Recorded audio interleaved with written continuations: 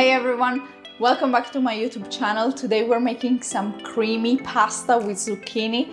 You only need 3 simple ingredients and no heavy cream required. It's super simple and of course delicious. Let's get started.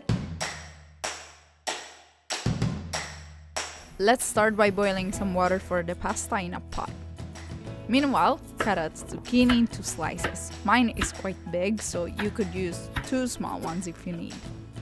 Then I cut it into cubes of around this size. Not too big, not too small.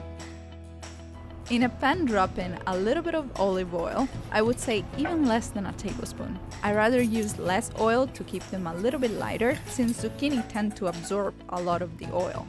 I drop in a garlic clove, and after it starts sizzling, I mix in the zucchini cubes. Right away add in the salt, which will make the zucchini release their moisture, and give it a stir. Now I'll let them cook for about 10 minutes. I don't stir them very often, but just every once in a while to make sure they're not burning.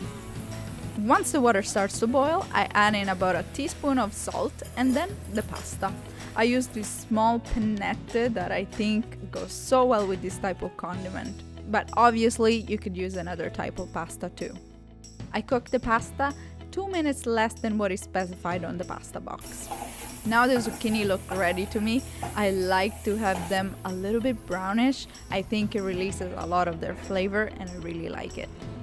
So once the pasta is ready, put some pasta water aside and pour the pasta in the pan with the zucchini. Add in a little bit of the pasta water that you saved up earlier and the cream cheese.